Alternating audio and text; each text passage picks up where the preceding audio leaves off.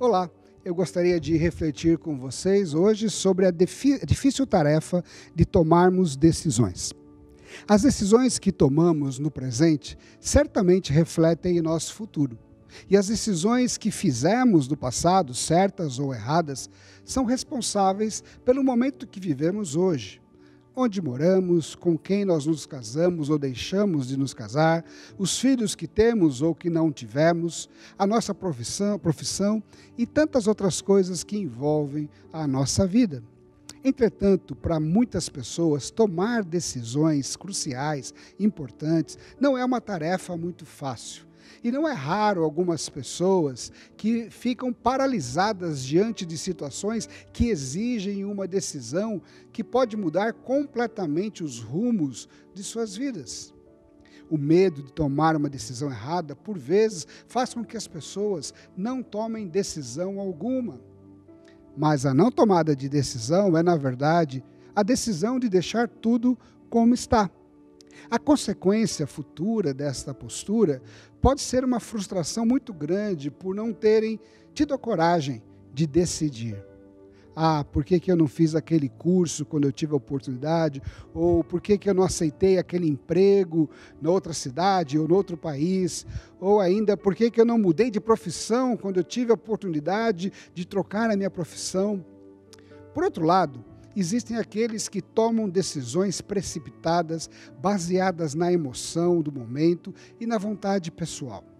O problema é que estas decisões impensadas, geralmente, elas não são as melhores decisões e elas geralmente também não resultam nos melhores resultados, nas melhores consequências, tanto para quem toma a decisão, como para aquelas pessoas que são afetadas pela decisão que foi tomada. Quantas famílias não são desfeitas porque um dos cônjuges, movido pela emoção, pela paixão, decide deixar a família e iniciar um novo relacionamento? Ou quantas pessoas não acabam mergulhando em dívidas financeiras porque no calor da emoção alguém decidiu dar um passo maior do que a perna?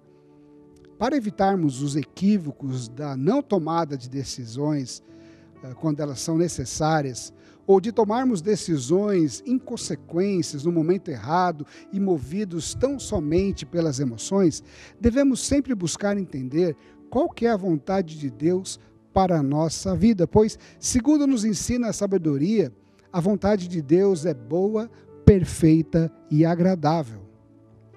Mas a grande questão é como discernir a vontade de Deus. Primeiro, precisamos entender que Deus se importa com todos os aspectos da nossa vida. Por isso, Ele fala conosco através da sua palavra. Nela, encontramos direcionamento para as nossas vidas e para as decisões que precisamos tomar.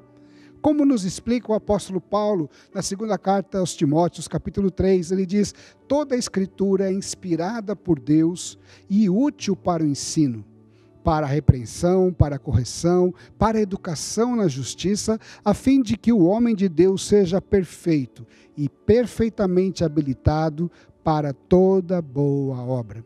A palavra de Deus é o nosso guia de fé, nosso guia de prática, e ela aponta para nós os princípios do reino de Deus que devem nortear, guiar os nossos passos.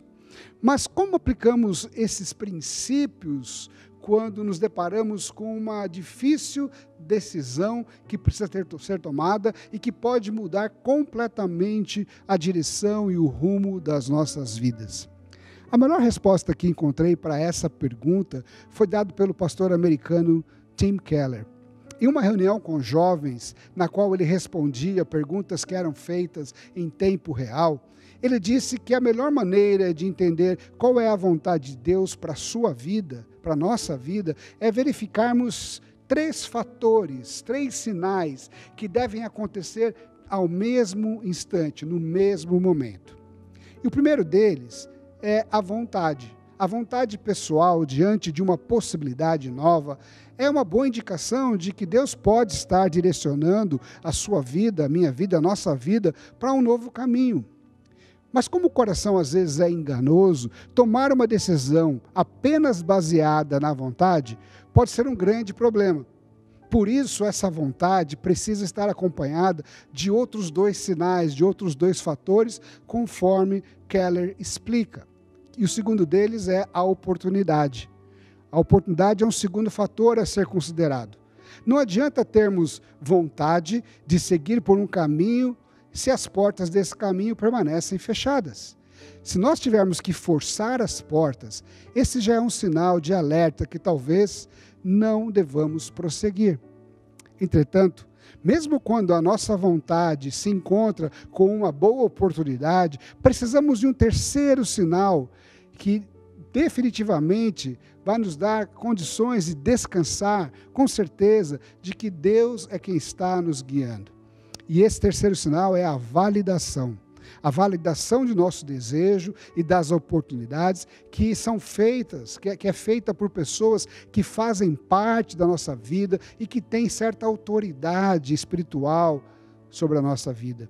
Deus fala conosco através de pessoas especiais. Ele coloca essas pessoas na nossa vida. A bênção dessas pessoas serve de validação para as decisões que tomamos e é mais um indicativo de que Deus está nos guiando, que Deus está guiando os nossos passos. Se apenas 1 ou 2 desses sinais, desses fatores estão presentes, devemos reconsiderar e refletir sobre a decisão que precisamos tomar. Entretanto, quando esses 3 sinais estão presentes, podemos ter paz no coração para decidir e, consequentemente, experimentarmos a boa, perfeita e agradável vontade de Deus para a nossa vida. Recentemente, eu tive que aplicar esses princípios na minha vida. Primeiro, alguns anos atrás, quando eu e minha família estivemos diante da decisão de mudar do Brasil para o Canadá. E segundo, o ano passado, quando eu recebi o convite para ser um dos pastores da New Hope Reformed Church aqui no Canadá. Nós colocamos diante de Deus e procuramos esses 3 sinais. E quando eles vieram, quando eles apareceram juntos, o desejo do nosso coração, a oportunidade, as portas se abrindo e a validação de pessoas que tinham autoridade e que faziam parte da nossa vida, nós nos sentimos em paz.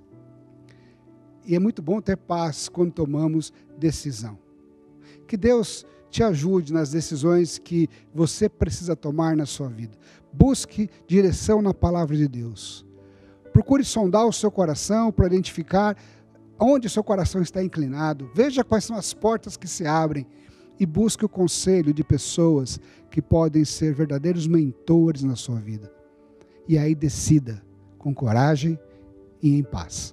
Que Deus abençoe a sua vida e uma boa semana.